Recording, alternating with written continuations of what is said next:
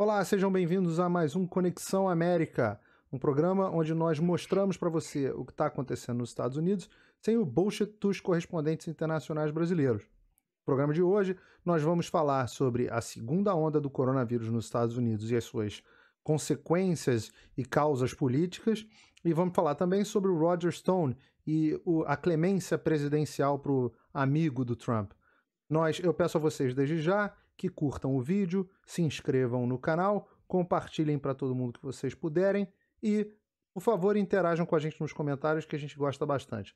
Nós voltamos depois da vinheta, já já.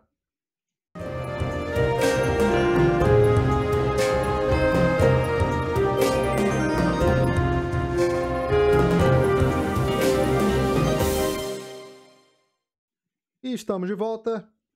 Eu hoje não estou sozinho. Finalmente o Marcelo Ribeiro voltou, estava salvando vidas. Não é isso, doutor? Semana passada estava salvando vidas. É isso aí. Eu tive que viajar para trabalhar. Aproveitando, doutor, já que estava exercendo a profissão médica, no programa de hoje a gente vai falar sobre o coronavírus. Eu quero mostrar para o espectador um pouco das notícias que estão saindo no Brasil. E eu vou começar com um take da Globo News, onde eu não sei o nome dessa moça aqui, porque eu não sou muito assíduo da Globo News, mas ela retrata a situação da Flórida. Vamos ouvir um pouquinho, são só 40 segundinhos. Ainda falando sobre Covid-19, mas agora a situação nos Estados Unidos, o estado americano da Flórida bateu mais um recorde de casos de Covid-19. Foram 15.300 novas infecções nas últimas 24 horas. Para a gente ter a ideia do quão preocupante é esse cenário, se a Flórida fosse um país, estaria em quarto lugar no número de casos diários, atrás apenas de Estados Unidos, Brasil e Índia. Nem Nova York, que já foi a região do mundo mais afetada pela doença, teve um número tão alto em um único dia. E a gente lembra que ontem 2 parques da Disney foram abertos na Flórida. A moça aqui fala sobre a responsabilidade, sobre a seriedade dos casos da Flórida. Eu vou aqui para a Época Negócios, que está falando que o coronavírus em Miami. 4 motivos de preocupação para o novo epicentro da pandemia. A gente vai tentar entender um pouquinho por que esse foco tão grande na Flórida, né, doutor? Mas basicamente a reportagem aqui, que se eu não me engano é junto com a BBC News, e assim, eles falam que, em suma, que eu vou passar para o espectador um alto número de contágio. Bom, isso a gente fala um pouquinho, mas parece ser normal. Bota aqui a foto do Ron DeSantis, diz assim: governador Ron DeSantis da Flórida se nega a tomar medidas para fechar o comércio. Meio que aquele esquema de dizer que o DeSantis é um negacionista, né? Hospitais saturados, e aí o doutor pode falar em primeira mão, demora de resultados e pouco rastreamento. Doutor, usando as palavras do Trump, what the hell is going on? O que está acontecendo na Flórida? Bom, em primeiro lugar, eu queria dizer que é um prazer estar de volta aqui. Eu acho que é muito importante que a gente continue fazendo esse canal e mostrando como a mídia mostra as coisas e o que é a realidade, né? E com a pandemia não é diferente. A mídia, a esquerda tem uma agenda política, e a agenda política é ganhar a eleição em novembro, aqui nos Estados Unidos, e todo o noticiário ele é baseado nisso, nessa agenda, né? Então, é difícil para o telespectador conseguir diferenciar o que é verdade e o que é mentira, né? Então, quando a gente assiste a televisão, ou os noticiários, ou quando a gente lê o jornal, a revista, ou o site na internet, tem sempre que estar atrás na cabeça, né, que aquela notícia tem um objetivo político final, né? Então, você vê isso claramente quando você vê a forma com que o governador republicano é tratado e como o governador democrata é tratado. Então, a notícia toda ela é empacotada, né, de forma que ajude politicamente o democrata e prejudique o republicano, porque, no final das contas, o que eles querem é ganhar a eleição, né? Isso está bem claro e, para mim, a gente pode falar disso um pouquinho mais tarde, a forma como eles trataram a pandemia durante os riots, né, durante os protestos contra o racismo, que eles deram uma pausa no Covid, né, para falar do racismo e estimular as pessoas a ir para a rua e se amontoar e disseram repetidas vezes que aquilo não ia afetar o vírus de forma nenhuma, e quando os riots, os protestos sumiram da pauta, o Covid voltou a ser o centro da atenção, né? E o objetivo sempre da mídia e da esquerda, que é a mesma coisa no final das contas, é manter a economia fechada o máximo de tempo possível, né? Porque eles veem nisso uma forma de ajudar o Joe Biden, porque se a economia começar a recuperar, isso vai ajudar o Trump a se reeleger. E a última coisa que eles querem é isso. Então, eu tinha que falar isso antes, né? Porque tem muita coisa que é verdade, muita coisa que não é, e eles misturam as duas coisas e botam numa embalagem política para tentar ajudar a esquerda. E eles sempre vão estar do lado do lockdown, sempre vão estar...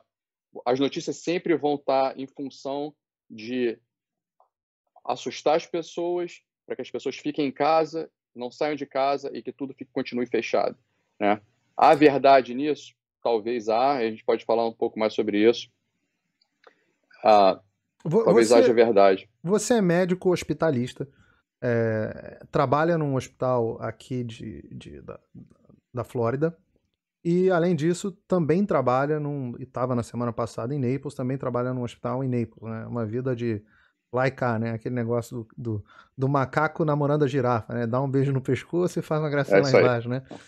Então, eu passo uma pergunta para você. Como é que estão os hospitais e como é que está o hospital, como é que está o teu hospital na Flórida? Eu tenho lido aqui em alguns jornais que os hospitais da Flórida estão no limite, não estão no limite. Fala um pouquinho aí pra gente.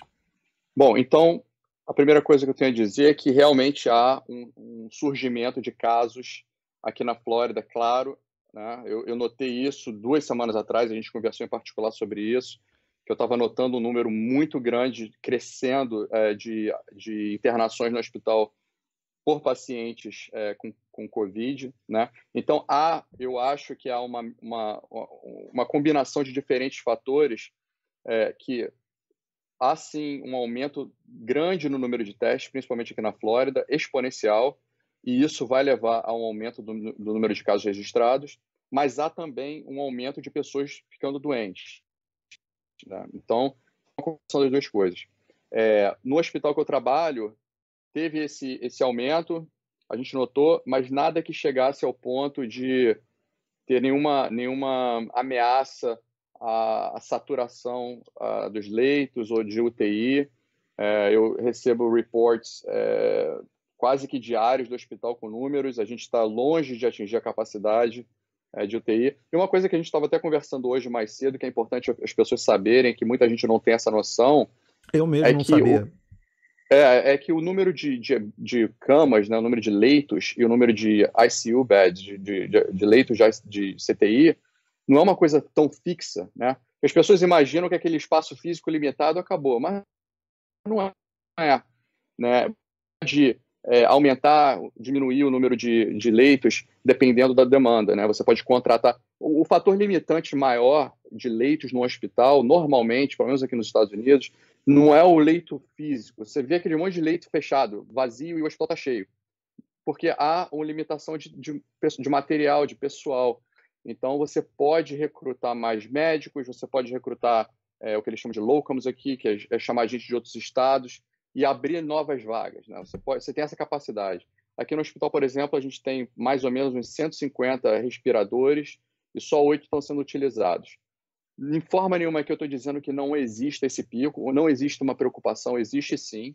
As coisas podem mudar rapidamente, então a gente tem que ficar de olho, mas a gente tem que contar os dois lados da história, né? Então, sempre vai ser para culpar o DeSantis, que é o governador aqui da Flórida, porque ele é um republicano, e vai estar sempre, as notícias vão estar sempre passando pano no Cuomo, que é o governador de Nova York, e a mesma coisa com o governador da Califórnia, que é um democrata, o Newsom, também é a mesma coisa, né? Então, você tem que...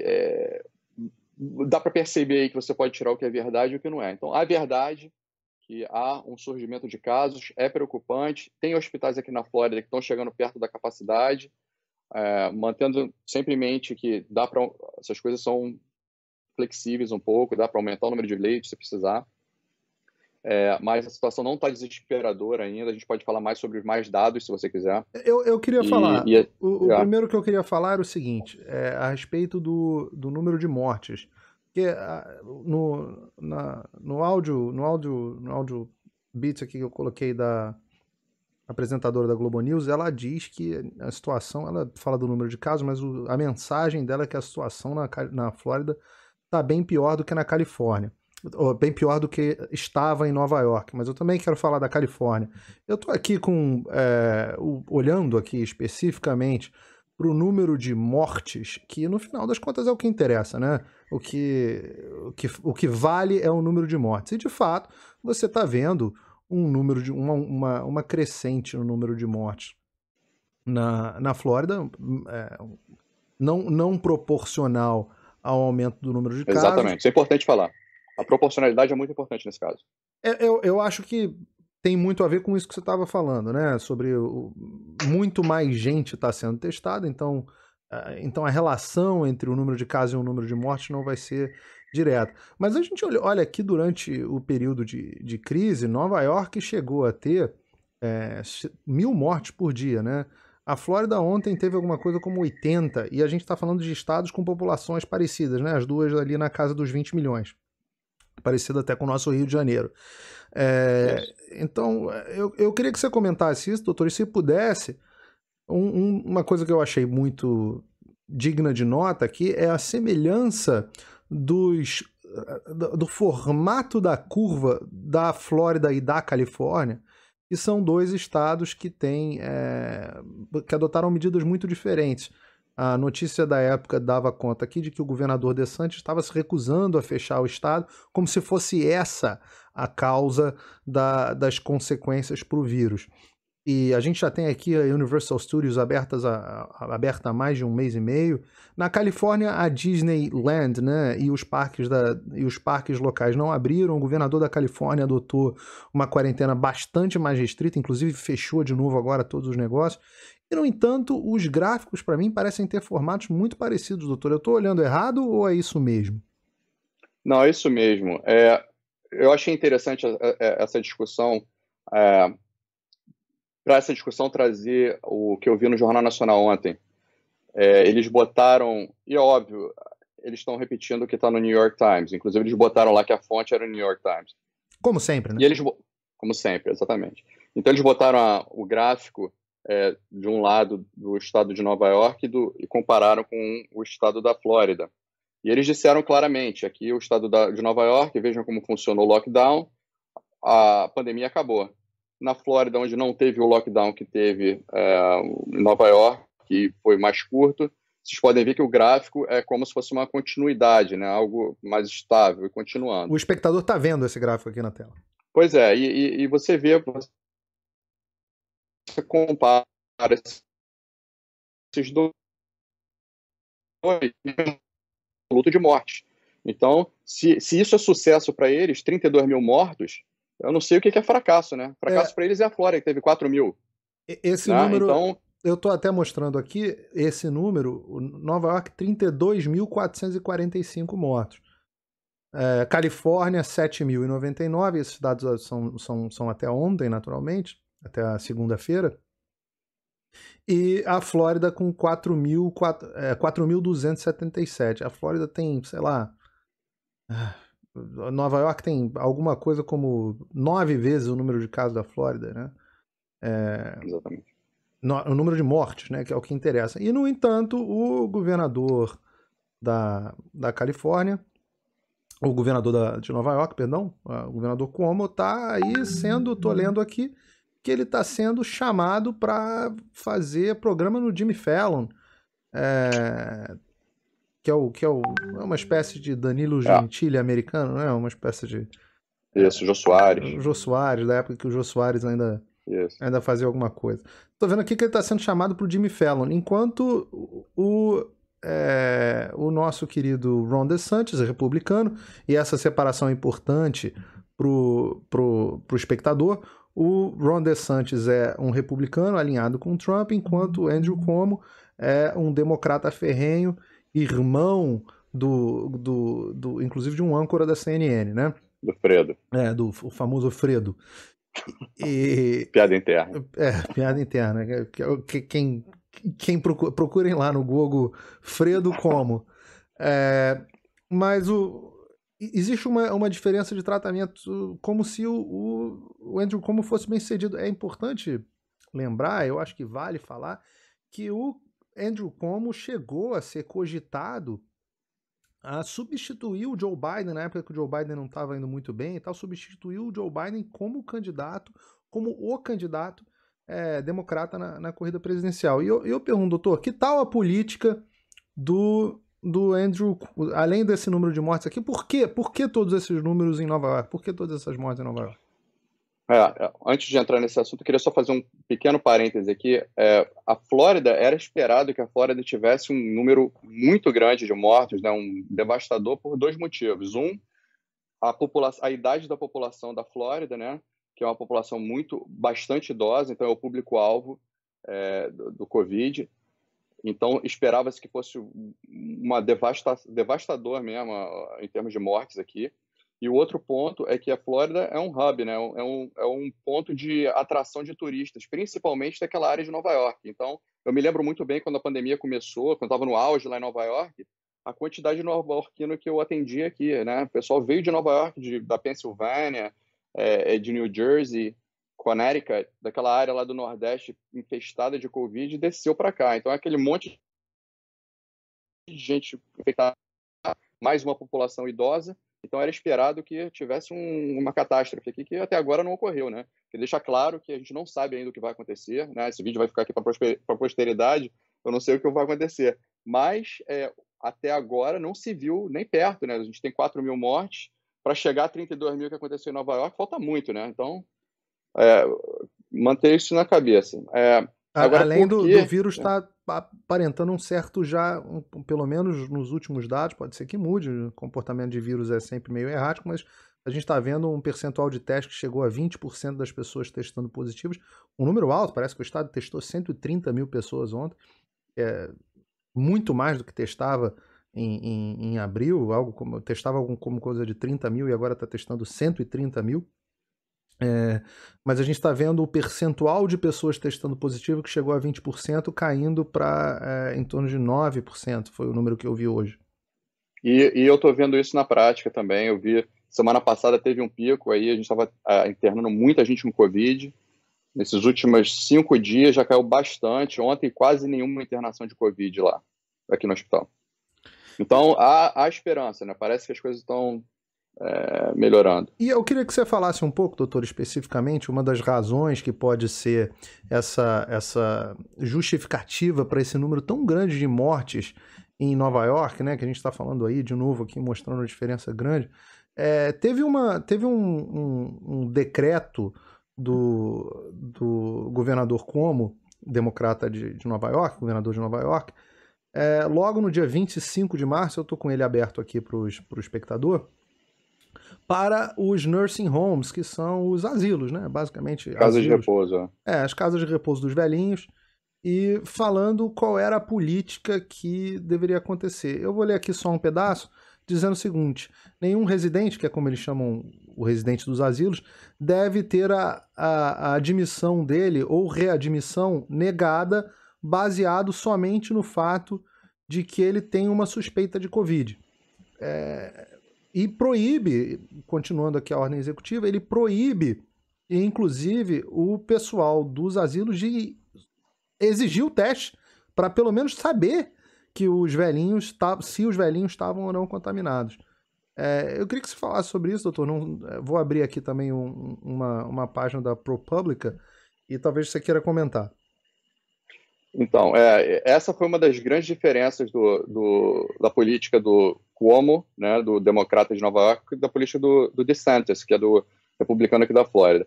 Desde o início, e eu notei isso na prática, ele criou barreiras quase que intransponíveis para você mandar paciente que testava positivo para nursing home. Ele já sabia da preocupação das nursing homes as casas de repouso terem pacientes positivos lá dentro, que é o público-alvo mais vulnerável, né?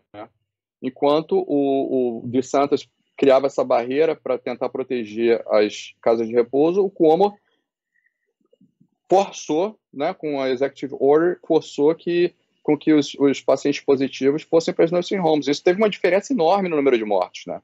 É clara, porque sabe-se hoje que 1 em cada 3 mortos nos Estados Unidos de Covid foram nessas casas de repouso. Para você ver o tamanho do desastre, né? Então, chegar a números de 40% dos mortos serem residentes de casa de repouso ou de reabilitação, centro de reabilitação. Então, isso teve um impacto muito grande. E isso foi medido. O Cuomo, aproximadamente 6.300 pacientes infectados com Covid foram mandados para as nursing homes em Nova York, e mais de 6.500 pacientes residentes de casa de repouso morreram de Covid. Isso é uma população de aproximadamente 6% 6% da população de pacientes de casa de repouso. Enquanto que na Flórida foi mais ou menos 1,6% desses pacientes que morreram. Então você vê uma diferença muito grande, né, no percentual de 1,6% para 6%, numa população de 1 para 3 de mortes total, né, é muita gente. Então, o Cuomo foi diretamente responsável pela morte. É claro que não foi só isso, teve gente, funcionários de nursing homes, claro, que pegaram e também transmitiram, mas a medida do Cuomo teve impacto direto na morte dessas pessoas, nesses números altos em Nova York, e a medida do DeSantis teve impacto direto em salvar vidas nos nursing homes. Mas como é que a mídia reporta isso? Foram 32 mil mortes em Nova York, foi acaso, foi culpa do Trump, né? Alguém mais foi culpado, foi o vírus que foi culpado.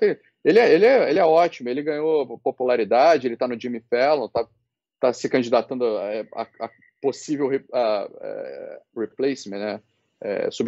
Substituição do Joe Biden. E o DeSantis teve a popularidade para baixo, está sendo atacado diariamente, estão pedindo para ele resign, né? Para ele sair. Quer dizer, é completamente político, não tem nada... a realidade não entra nessa história.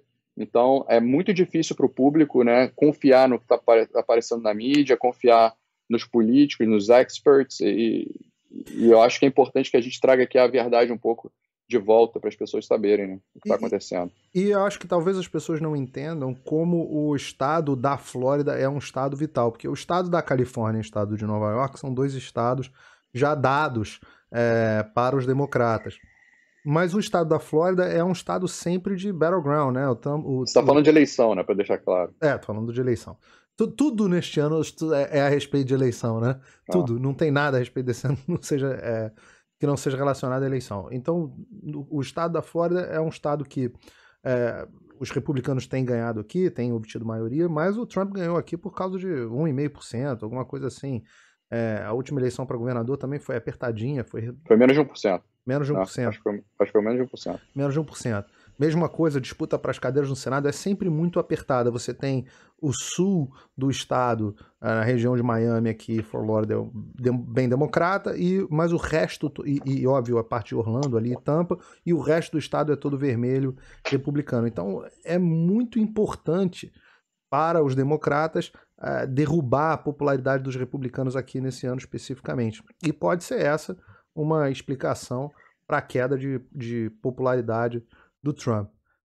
Vamos falar de Trump, doutor? Vamos falar de... Vamos falar do... Você quer falar mais alguma coisa de corona, não?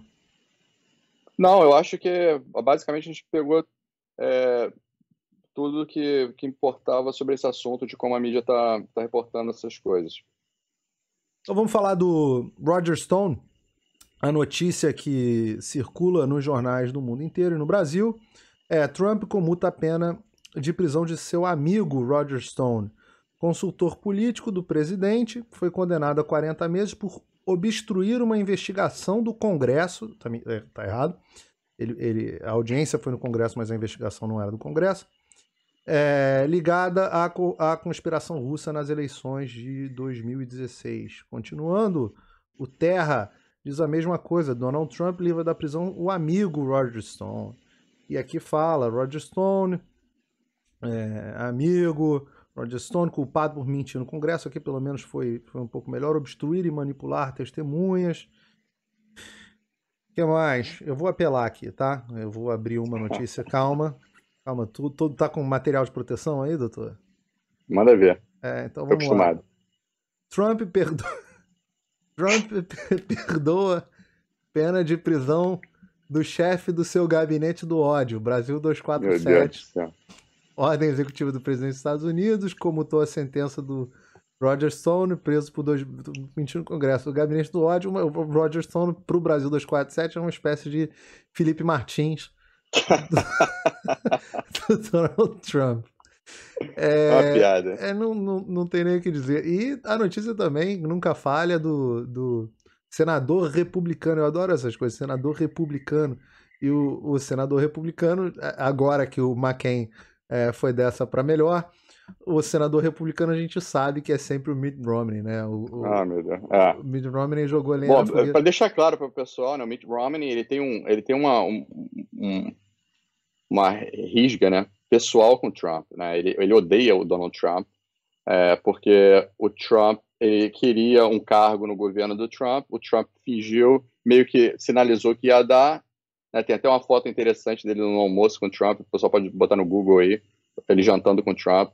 E depois o Trump não quis, falou que não, e ele ficou com raiva, e ele votou para impeachment do Trump. Ele foi o único senador de todos os senadores e de todos os congressistas republicanos, ele foi o único que votou para tirar o Trump do cargo.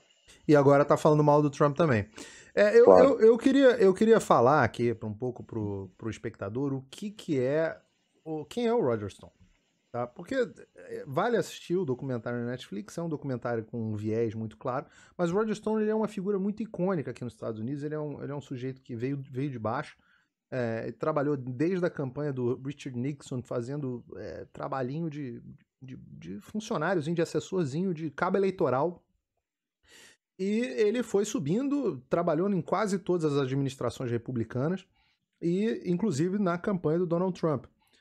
Então ele é uma figura icônica. O que aconteceu com o Roger Stone? O Roger Stone, para quem não lembra, tem que assistir aqui no canal um vídeo que está aí sobre o Obamagate, mas em resumo, os democratas criaram um dossiê fajuto para incriminar o Donald Trump, o tal do dossiê Steele. Esse dossiê foi vazado para a imprensa, se eu não me engano, no BuzzFeed. Não foi no BuzzFeed, doutor? Foi. No BuzzFeed. E essa serviu como base para a abertura de uma investigação que foi a investigação do Robert Mueller contra o Donald Trump, dizendo que haveria um conluio entre o Trump e os russos para manipular o resultado das eleições de 2016. E um detalhe nessa história que foi a campanha da Hillary Clinton que pagou o dossiê, né? A campanha da Hillary Clinton que pagou e forneceu cópias para o Departamento de Justiça, usou isso para grampear a campanha do Donald Trump durante a campanha, e hoje a gente já tem vários indícios de que se o Barack Obama não sabia, me parece muito difícil, porque a própria Sally Gates disse num memo que ele sabia, pelo menos o Joe Biden sabia, e eles estavam cientes, e no fundo é a tal da insurance policy, a tal da policy de seguro para incriminar o Donald Trump e abertamente levar ao impeachment dele. Bom, essa investigação gerou alguma coisa? Gerou. No final das contas, os democratas conseguiram derrubar a popularidade do Trump, ganharam a casa, e no meio do processo, para conseguir fazer isso e para coagir testemunhas, levaram algumas pessoas presas, né? Um exemplo, nenhuma delas por conluio com a Rússia, mas o Paul Manafort, que foi coordenador de campanha do Trump, foi preso por supostos crimes financeiros. Era um negócio de mau uso de dinheiro que não poderia ter sido usado por não é que ele roubou nada, não. Ele usou mal um determinado dinheiro com... Teve o general Michael Flynn, que é o caso que está vindo à tona agora, onde o FBI internamente dizendo que sabia que não tinha base para processá-lo, mas processou mesmo assim, e o próprio Departamento de Justiça agora pediu a absolvição. E o caso que é muito icônico e conhecido foi o próprio caso do Roger Stone, que foi preso numa batida policial com 29 homens. Eu vou mostrar para vocês 29 homens vestidos com material tático e com a equipe da CNN já estava lá esperando. Vale assistir, para quem não assistiu, vale assistir. This is exclusive CNN video. This is what happened this morning before sunrise, just before 6 a.m. Roger Stone, long time Trump. Reparem, o Roger Stone é um velhinho de 70 anos. Associate and advisor was taken into custody by the FBI. There's a moment of audio on here that I want to play for everyone because this is what the first sounds that Roger Stone woke up to this morning was the FBI pounding on his door. Reparem, os policiais chegam na casa para uma batida secreta, a CNN já estava lá e ela vai mostrar para você, feliz da vida, o orgulho do momento em que batem na porta dele dizendo que é o FBI. Vamos lá. And shouting this. I want to just play this for a moment.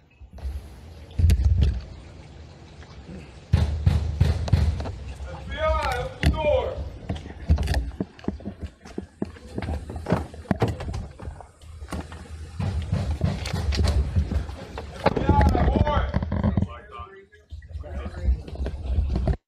And you point out that when the second time when they say FBI warrant, you'd like to know if that meant search warrant. Eu queria que o espectador, eu sei que parece difícil, mas que o espectador se imaginasse nesta situação. Você está em casa, você é um senhor de 70 anos, e na madrugada, 29 homens, helicóptero, 29 homens, vocês viram as pessoas de fuzil, colete, 29 pessoas, e helicóptero e tudo mais, batendo na sua porta dizendo FBI, e o crime que supostamente ele cometeu foi, ele tirou onda, ele tinha conexão com o Assange num e-mail interno.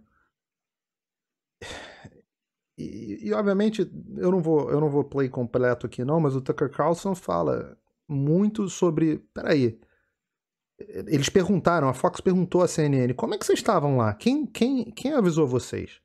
E se você olhar todos os casos, isso é importante, doutor, se você olhar todos os casos que tem de vazamentos já conhecidos do Departamento de Justiça e da investigação do Robert Mueller para a grande mídia e que foram utilizados depois como justificativa, como intimidação, como depois eles dizem, em memos, né, que eles faziam isso para intimidar as pessoas e para gerar pânico.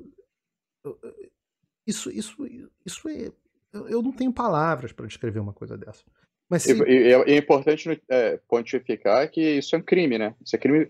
Você não pode vazar informação confidencial. Alguém que está cometendo crime quando essa informação é vazada para a imprensa, é um crime federal. É crime federal. A imprensa não comete o crime publicando. É imoral, né? Porque é imoral o jornalista se sujeitar a ser assessor de imprensa dos... Mas isso é a tônica também no Brasil. Hoje em dia, qualquer operação policial no Brasil é vazada para a imprensa e os advogados muitas vezes obtêm acesso aos autos pedindo para as assessoras de imprensa e para o jornalista. Então, esse paralelo é importante. Mas eu queria falar especificamente, doutor, sobre essa questão. Tem alguma coisa de imoral, tem alguma coisa de inédita no fato do Trump estar perdoando esse cara? Em primeiro lugar, você acha imoral, doutor, o Trump perdoar o Roger Stone? É claro que não. E do jeito que a mídia coloca, é vergonhoso, né? É você tirar de contexto, é você isolar a situação e pintar como se o Trump estivesse ajudando um colega de forma imoral, né? É triste, é podre, cara, porque o cara,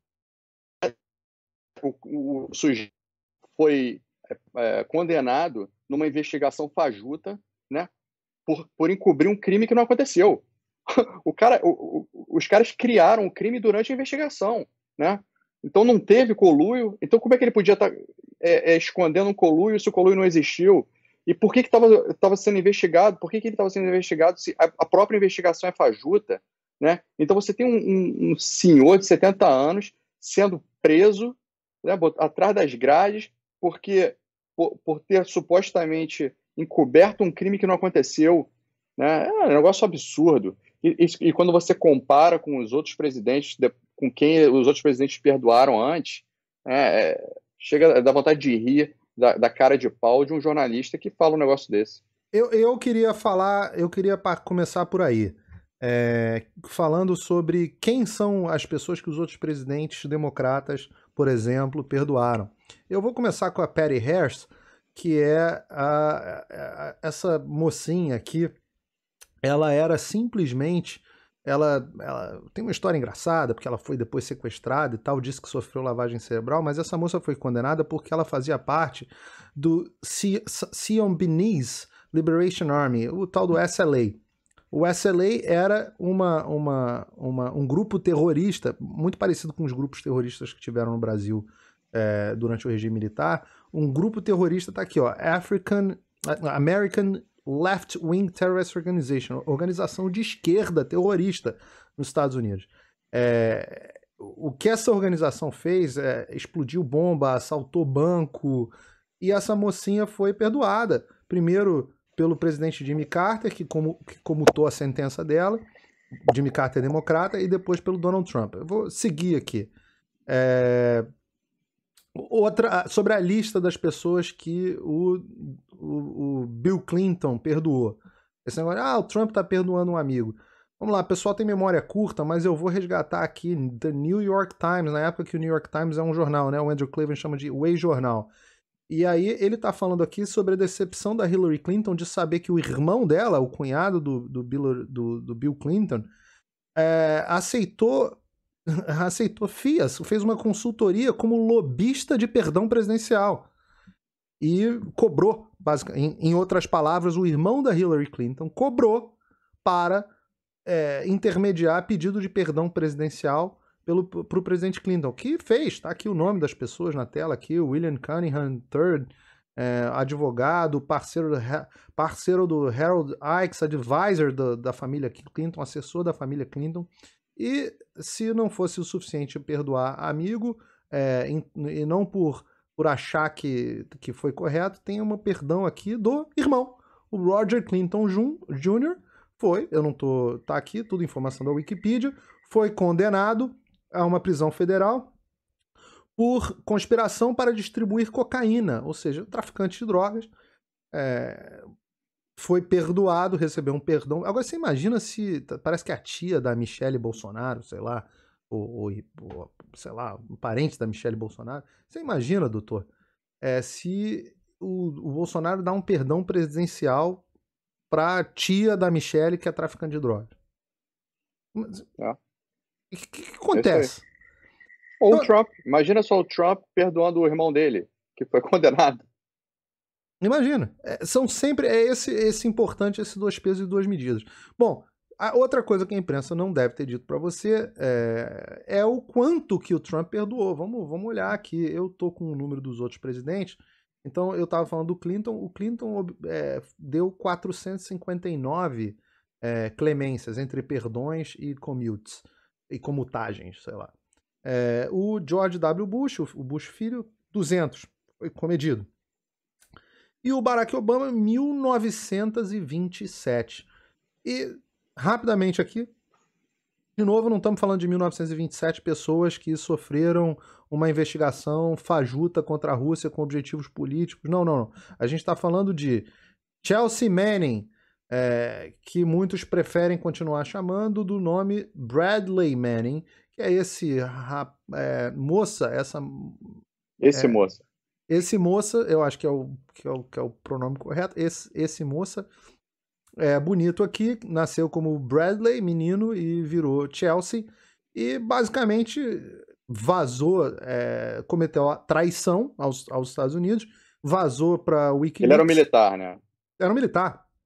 Era um militar, vazou 750 mil documentos secretos, inclusive nome, endereço, quem eram agentes secretos americanos, anos e anos de investigação jogadas no lixo e entregues aos inimigos dos Estados Unidos.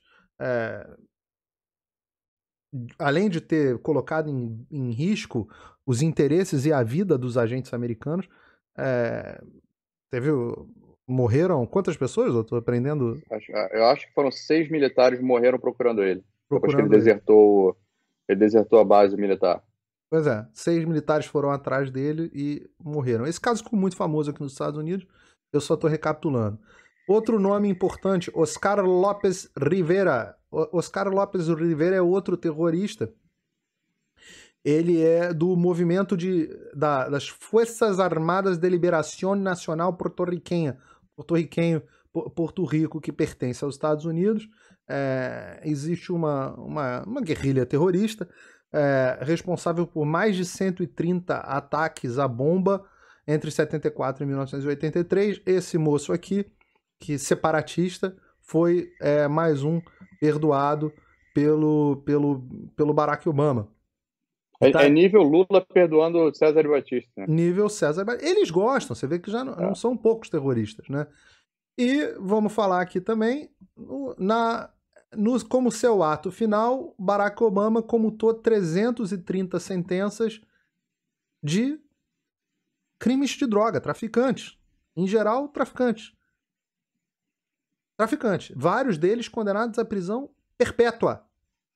Então, o Barack Obama resolveu, achou que por bem, tá aqui de novo, o Chicago Tribune, achou por bem, como tá como último ato, assim, aquele que ele fala, né, o mic drop, soltou o microfone e resolveu soltar essas pessoas maravilhosas. Eu fiz questão de fazer esse apanhado geral, só porque, de novo, formato do programa, a gente mostra para você, a gente não fala, a gente mostra o que acontece, o que a imprensa está te noticiando. O Trump perdoou um amigo como se fosse uma coisa, oh my God, e no total, o Trump comutou no seu mandato, você vê esse número de 1.900 e qualquer coisa do Barack Obama, o Trump comutou no seu mandato, você lembra quantos foram, doutor? Meia dúzia. Uma dúzia. 11.